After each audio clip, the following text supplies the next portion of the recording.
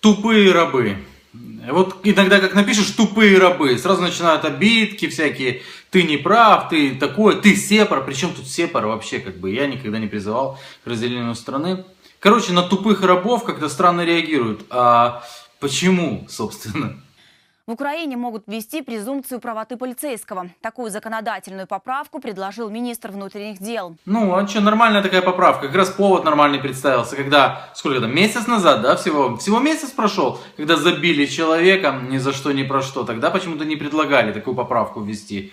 Но а сейчас как раз таки вовремя. Аваков подчеркнул, что презумпция правоты полицейского работает во многих демократических странах. Например, в США, Германии, Великобритании, Франции, Канаде. О, да, во многих странах мира. На самом деле так и есть. Но они не расскажут, как это действует во многих странах мира. Во многих странах мира твою машину тупое быдло с палочкой не будет останавливать через каждые 1,5 километра. Просто потому, что ему хочется это сделать. Во многих странах мира, если ты ничего не нарушил, катайся себе, и тебя годами могут не останавливать и не спрашивать, а предъявите-ка ваши документики. Во многих странах мира патрули не будут к тебе цепляться, если ты идешь, никого не трогаешь. Во многих странах мира силовики вообще к тебе в жизнь лезть не будут, потому что ты никого не трогаешь, и тебя они не трогают во многих странах мира. А вы также живете, как во многих странах мира, да? Ну, я підтримую цю ініціативу, тому що допомагає дії в багатьох країнах світу. Безвідмовно підкоритися і вже потім оскаржувати дії правоохоронців пропонує міністр внутрішніх справ Арсен Аваков. Збирається внести до парламенту відповідний законопроект. О, да неужели они это скушают? Да неужели мое определение «тупые рабы» имеет место быть в данной ситуации? Как объясняется вообще то, что произошло в Днепре? Я слушаю, когда народных депутатов, у меня впечатление, что они с планеты Катрук. Резонанс, який стався після цього злочину, він говорить про те, що це вже поліція нової України. Не понял, полиция Новой Украины, это потому что они умерли или что? То есть все, кто умирают, значит умер, ты, значит полиция Новой Украины. Не умер, значит ты полиция Старой Украины. Це не міліція, як продовження радянської системи, так? І що це означає для нас? Це означає, що злочинець, коли його зупинили, він цілком розумів, що домовитися не можна, що є конкретна загроза затриманню, і, відповідно, вистрелив на ураження. Так это проверка. Видите, вот в чем отличие от советской той системы. Если остановили преступника и он их убил, значит действовали правильно. Я сейчас расскажу небольшую историю. Ровно 6 лет назад на том же месте в Днепропетровске, на автовокзале, остановили некого гражданина. Этот некий гражданин отнял оружие у милиционера и застрелил одного, а второго ранил.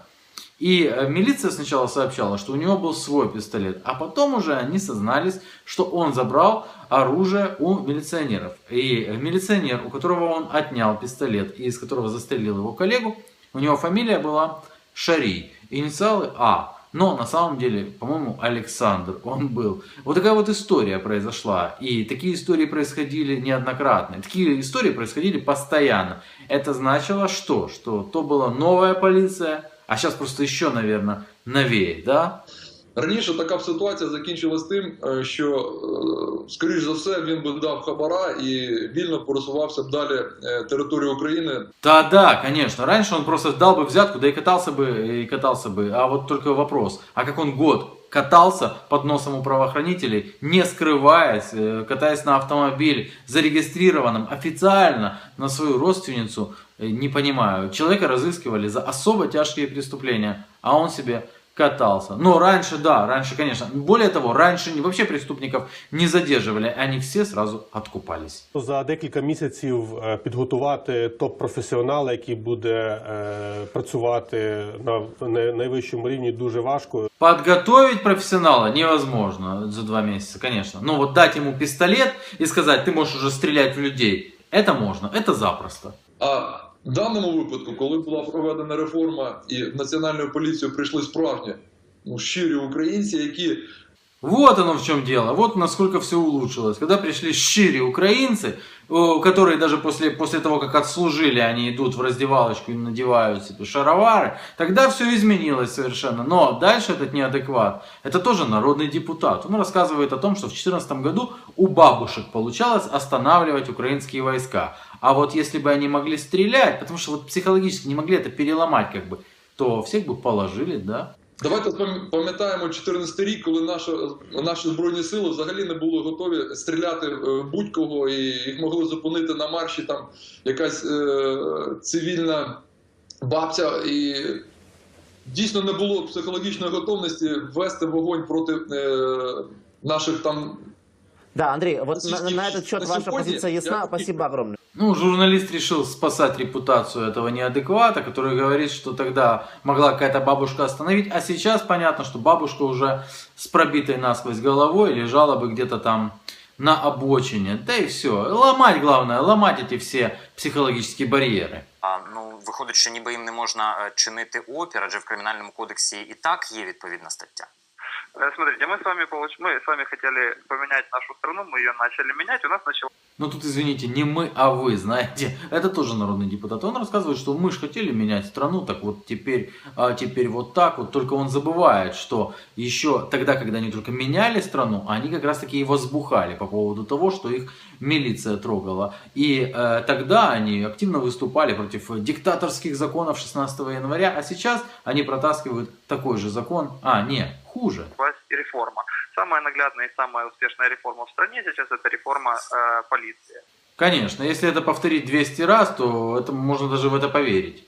Вот. И что мы получаем? Мы получаем непонятную какую-то кучу людей, которые вокруг бегают с камерами, провоцируют полицейских на всякие какие-то непонятные разговоры, начинают их обвинять, то он правильно. Вот оно оказывается. Надо убрать эту непонятную кучу людей, которые бегают вокруг полицейских с камерами, чтобы не фиксировали работу полицейских. Понимаете, как в Европе. Пусть будет как в Европе. В Европе, кстати, на самом деле, во многих странах ты не можешь просто в тупую снимать полицейского. Но ведь раньше вот эти вот все ребята, которые сегодня уже сидят в Верховной Раде, получили власть и теперь боятся, чтобы их не выбросили оттуда, они ведь раньше говорили, что это нормально, что это есть общественный контроль. Пожалуйста, снимайте. Нет, не отбивайте камеру. Что он стрелял по преступнику, то неправильно, что он стрелял. Давайте мы определимся, что мы хотим. Мы хотим страну, в которой полиция на самом деле прошла реформу и которая может спокойно выполнять свои должностные полномочия и служить народу. Либо мы хотим кучу провокаторов, которые будут смотреть за каждым шагом полицейских и провоцировать их на какие-то там... Вот она, вся проблема в куче провокаторов, которые следят за каждым шагом полиции. Этого быть не должно. Ну, конечно, демократическое государство. Ну, теперь надо в пример привести Штаты и все, и закругляйся. Вот смотрите, допустим, мы с вами имеем наглядный пример. Как вы считаете, в Соединенных Штатах Америки там хорошая, правильная полиция, которая служит своему народу, либо нет? Любой афроамериканец скажет, да, чистая правда. Там любой гражданин, он в первую очередь должен выполнить беспрекословно требования полицейских, и потом, естественно, у него же есть право на обжалование действий полицейских. Убийца из Днепра, он был сотрудником МВД. Ему руководство МВД посчитало возможным выдать форму ранее судимому за тяжкие преступления до лампочки, выдать форму, оружие и наделить его полномочиями правоохранителя. И вот я вспоминаю просто все эти следственные эксперименты, когда рассказывают потерпевшие от торнадо, что им надо было делать. Так, ты станешь сзади, ты спереди, и начинаете его.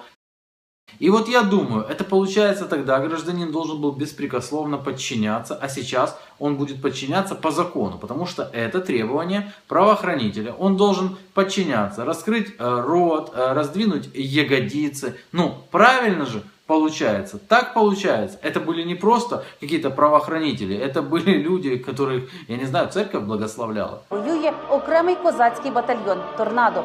Понад 70 бійців на чолі з комбатом несуть службу. Послушайте только, что говорили. Оказывается, в этом батальоне служили научные работники, сплошь профессура. Серед захисників козацька молодь та освітяни і науковці з Луганська, Тернополя, Харкова, Івано-Франківська. И вот командиры этих смелых научных сотрудников. Патриотизм, любовь к Богу, любовь к человеку и ко всему живому. Уважать родителей, содействовать воспитанию молодежи.